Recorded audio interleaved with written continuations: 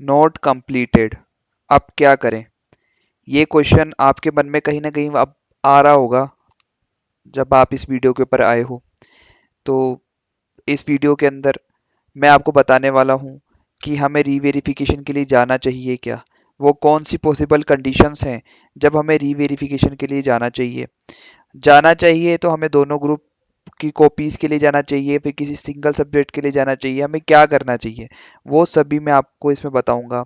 अगर आपके मार्क्स बहुत ही ज़्यादा लो हैं तो उस पॉसिबल कंडीशन में आप क्या क्या कर सकते हो। आपने 3 से ज़्यादा बार ट्राई किया है, चाहे सिंगल ग्रुप के लिए या बोथ ग्रुप के लिए, आप फिर भी उसमें नहीं पास हो पा रहे हो, आपके पास एग्जाम्शंस पड़ी है, आप उसको अवेल करो या ना करो। आपकी एज बहुत ज़्यादा हो चुकी है, अब वो हर पर्सन पे डिपेंड करता है कि उसकी एक एज कौन सी है जब उसे सक्सेसफुल हो जाना चाहिए। तो उस पे भी मैं आज डिस्कस करूंगा।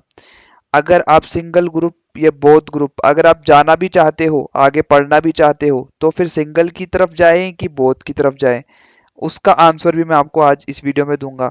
और अगर आपकी फाइनेंशियल कंडीशन बहुत ज़्यादा ही ख़राब है तो आप क्या कर सकते हो, उसमें उसके लिए भी मैं आपको कुछ टिप्स शेयर करूंगा। ये जो सारी कंडीशंस है वो मैं फेस कर चुका हूँ, तो मैं अपने पर्सनल एक्सपीरियंस के साथ में आपको बेस्ट सॉल्यूशन देने की कोशिश करूंगा।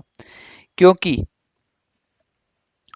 एक छोटी सी फैमिली से निकल के एक Hindi medium student, financial condition बहुत ज़्यादा सही नहीं थी, फिर भी मैं एक कॉस्ट अकाउंटेंट बना। अब वो कैसे बना और क्या मेरे सीक्रेट्स है वो मैं सब आपको बताने की कोशिश करूंगा, और कैसे आप आगे की तैयारी कर सकते हो। सबसे बड़ा जो सवाल हमारे मन में आ रहा है रीवेरिफिकेशन का, क्या हम रीवेरिफिकेशन के लिए जाएं, तो इस पे अपन डिटेल से बात करेंगे। तो इस वीडियो को स्टार्ट करते हैं। Hello and welcome back in my yet another video. So मैं आपके साथ में सीएमए करण सिंह।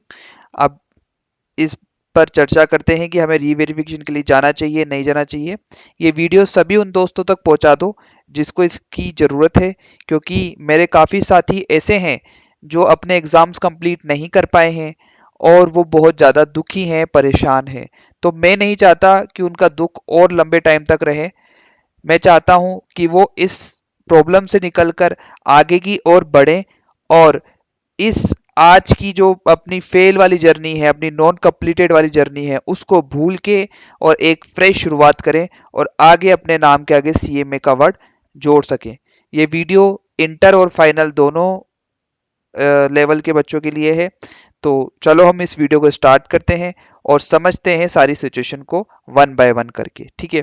सबसे पहले बात आती है वेरिफिकेशन की।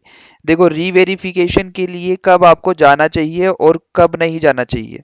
देखो, ये it's the matter of only 250 rupees, but ये सिर्फ 250 रुपये का मैटर नहीं है। 250 रुपये पर कॉपी का आपका लगता है रीवेरिफिकेशन का, लेकिन अगर आप रीवेरिफिकेशन के लिए जाते हो तो आपके अंदर एक होप आ जाती है।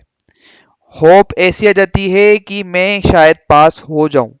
अगर आप पास हो जाते हो तो वेल एंड गुड है, और अगर रीवेरिफिकेशन में भी अगर आप पास नहीं होते हो ना, तो रिजल्ट आने में इतना टाइम लग जाता है कि जो नेक्स्ट जो आपका अटेम्प्ट है दिसंबर वाला, उसके लिए टाइम कम बचता है। तो ये सब चीजें हमको सोचनी पड़ेगी।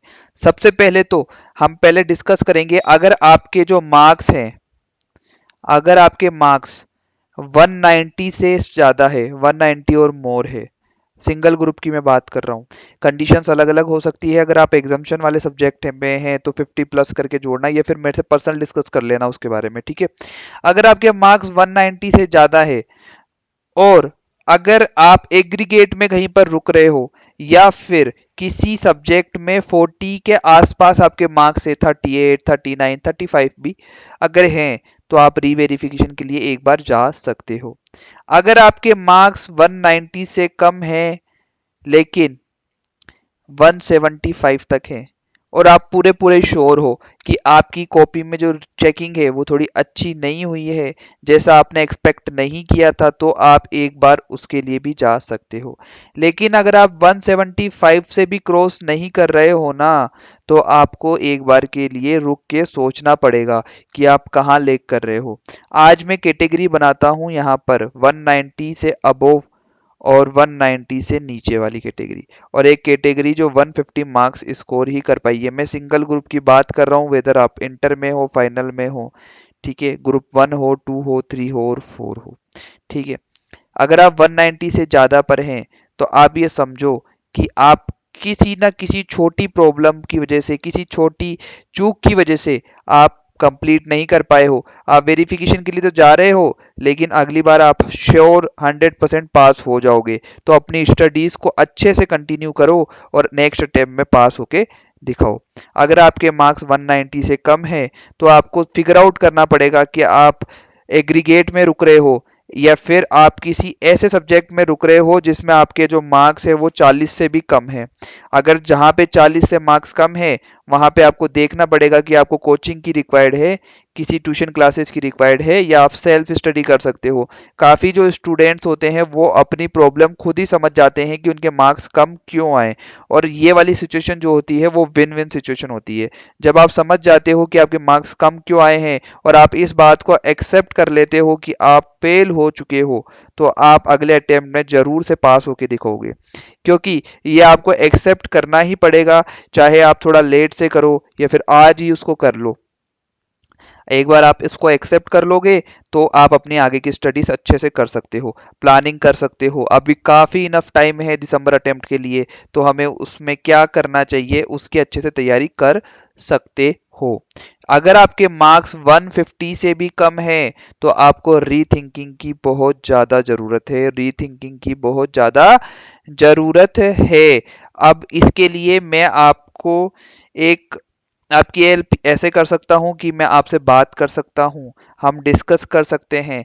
लेकिन अगर आप खुद से ही अपनी प्रॉब्लम को सॉल्व कर पा रहे हो तो बहुत ही अच्छा है। अगर नहीं कर पा रहे तो मुझसे कनेक्ट करिए, मैं मेल आईडी और इंस्टाग्राम के थ्रू आप मेरे से कनेक्ट कर सकते हो। अगर ज़रूरत पड़ी तो हम कॉल पे कनेक्ट हो जाएंगे, ठीक है। अगर आपके मार्क्स 150 से कम हैं तो मैं फिर बता रहा हूँ, आपको रीथिंकिंग की बहुत ज़्यादा ज़रूरत है और आपको सोचना पड़ेगा कि आपके मार्क्स इतने कम क्यों आ रहे हैं, ठीक है। अगर आप किसी एक सब्जेक्ट में या दो सब्जेक्ट में आपके मार्क्स कम आ रहे हैं जिसकी वजह से पूरा पूरा ग्रुप रह जा रहा है, तो उस सब्जेक्ट पर ही फोकस करिए और आगे निकल के दिखाइए। मैं समझ सकता हूँ जो अभी सिचुएशन आपकी होगी वो बहुत ही खराब होगी, बहुत ज़्यादा ही आप सोचने में समझने में असमर्थ होंगे, बहुत ज़्यादा कैपेबल नहीं होंगे, लेकिन हमें इससे निकलना पड़ेगा और आगे बढ़ के हमें पास होके दिखाना ही पड़ेगा। अगर आपके मार्क्स बहुत ज़्यादा लो हैं तो आपको रीथिंकिंग की ज़रूरत है, आपको एक एक सब्जेक्ट के ऊपर देखना पड़ेगा। अब मैं यहाँ पे आपको ऐसे बोल सकता हूँ कि अपनी कॉपीज़ को मंगवा लें, 500 रुपीज़ चार्ज लगता है पर कॉपी का, और आरटीआई पर ना जाकर 10 रुपये या फिर कितने भी उस पर ना जाकर आप अपने पूरे 500 खर्च करिए और कॉपी मंगवाइए। अगर जिस सब्जेक्ट में आपको लगता है कि मेरे मार्क्स क्यों कम आ रहे हैं, आप फिगर आउट नहीं कर पा रहे हो, तो कॉपी मंगवाइए और मेरे साथ भी आप शेयर करेंगे तो मैं आपको बताऊंगा कि कहाँ पर आप लैग कर रहे हैं, ठीक है। अगर आप ट्राई कर चुके हैं मोर देन 3 टाइम्स किसी एक ही ग्रुप के लिए या दोनों ग्रुप के लिए, आप 3 बार से ज्यादा ट्राई कर चुके हैं, तो आप क्या करें ऐसा कि अब पास हो जाएं, या फिर उसके बाद मन नहीं कर रहा सर कि अब हम पास हो भी पाएंगे क्या, सेल्फ डाउट की सिचुएशन बन चुकी है। तो इस कंडीशन के अंदर आपको पहले समझना पड़ेगा, आपको वो गलतियां वापस से नहीं दोहरानी है जो आपने पिछले 3 बार में दोहराई है। क्योंकि ऐसी सिचुएशन में ऐसा होता है कि हम समझना ही नहीं चाहते कि हमारे मार्क्स कम क्यों आ रहे हैं। अगर ऐसा है तो आपको पहले इस बात को एक्सेप्ट करना पड़ेगा कि आप इस बार रह चुके हैं, आपकी जो भी स्ट्रेटजी थी वो कंप्लीट नहीं हो पाई है और आपको रीथिंकिंग की बहुत ज़्यादा ही ज़रूरत है, ठीक है। आप मेरे से कनेक्ट कर सकते हो इस सिचुएशन को लेके, हम डिस्कस करेंगे। ये केस टू केस डिपेंड करता है, तो मैं अभी इसमें आपको बहुत अच्छे से गाइड नहीं कर सकता कि आप किस वजह से रह रहे हो। और एक बार अपन कनेक्ट करते हैं और उसके बाद डिस्कस करते हैं।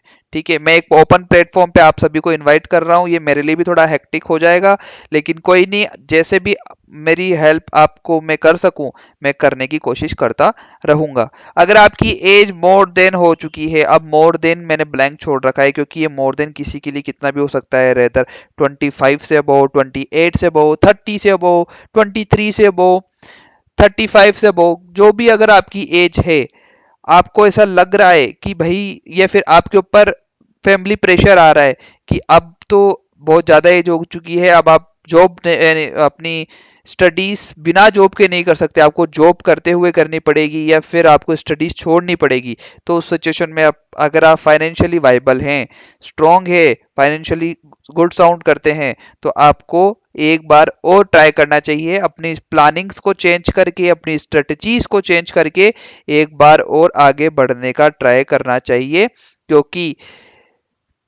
प्रयास करने से ही सब कुछ होता है। वो कहते हैं ना, मंजिल मिलेगी देर से ही सही, गुमराह तो वो है जो घर से निकले ही नहीं।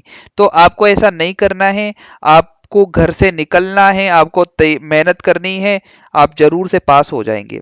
अगर आप तैयारी कर रहे हैं और सिंगल ग्रुप और बोथ ग्रुप के बीच में कंफ्यूजन है आपके मन में कि आप सिंगल ग्रुप के लिए जाएं कि ये बोथ ग्रुप के लिए जाएं, तो आपको देखना पड़ेगा कि आपका एक ग्रुप जो भी अगर आपने अभी एग्जाम दिया है और नहीं दिया है, दो सिचुएशन बनती है इसमें, मैं एक बार अच्छे से डिस्कस कर लेता हूं कि सिंगल ग्रुप या बोथ ग्रुप। तो अब इसमें देखो कंडीशन ये बनती है, सबसे पहले तो मैं ये मान रहा हूं कि जो भी ये वीडियो देख रहे हैं वो एक एक बार एग्जाम दे चुके हैं। जो नए हैं उनके लिए अपन अलग से चर्चा करेंगे या फिर वो मुझसे कनेक्ट कर सकते हैं।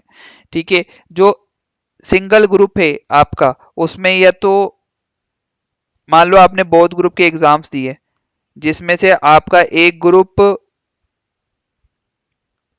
स्ट्रोंग रहता है और एक ग्रुप जो रहता है वो स्ट्रोंग नहीं रहता है। ठीक है, तो अब जो स्ट्रोंग है और एक स्ट्रोंग नहीं है, तो जो स्ट्रोंग नहीं है उस पर आप फोकस करोगे और इस पे थोड़ा लेस फोकस करोगे तो आप दोनों ग्रुप निकाल सकते हो। अगर आपके दोनों ही जो ग्रुप है वो स्ट्रोंग नहीं है, आप दोनों ही ग्रुप में लेग कर रहे हो, दोनों में ही मार्क्स कम आ रहे हैं, तो आपको सिंगल ग्रुप के लिए जाना चाहिए। क्योंकि अब हमारे पास में दिसंबर अटेम्प्ट अगर आप देना चाह रहे हो, तो हमारे पास में देखो अगस्त के 20 डेज हैं, सितंबर है, अक्टूबर है और नवंबर है, और इसी बीच हमारे दिवाली वगैरह त्योहार भी आने वाले हैं। तो हमारे पास में 100 डेज के आसपास हैं। अगर आप बिल्कुल फ्रेश स्टार्ट करके बोथ ग्रुप्स देना चाहते हो तो आप उसको थोड़ा सा अवॉइड कर सकते हैं, सिंगल ग्रुप की तरफ जा सकते हैं।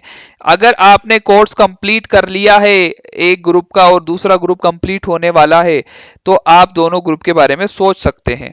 ठीक है, आप ऐसी कोई सी भी सिचुएशन नहीं लेना, कोई सी भी ऐसी सिचुएशन में मत फंसना जिसमें आपको आगे जाके फिर पछताना पड़े। और 11 फरवरी को आप ये वीडियो वापस से देख रहे हो, 11 फरवरी 2026 को, क्योंकि तब आपका रिजल्ट आ चुका होगा दिसंबर 25 अटेम्प्ट का। तो मैं नहीं चाहता आप इस वीडियो पर दोबारा आए। अगर आप इस वीडियो पर आज आए हैं, या आपका आखिरी लम्हा, आपका आखिरी वक्त होना चाहिए जब आप इस ऐसी वीडियोस को देख रहे हो, क्योंकि अब आपको आगे पास होना ही पड़ेगा। अपनी स्ट्रेटजीज को चेंज करिए, अपने पॉइंट ऑफ व्यू को चेंज करिए।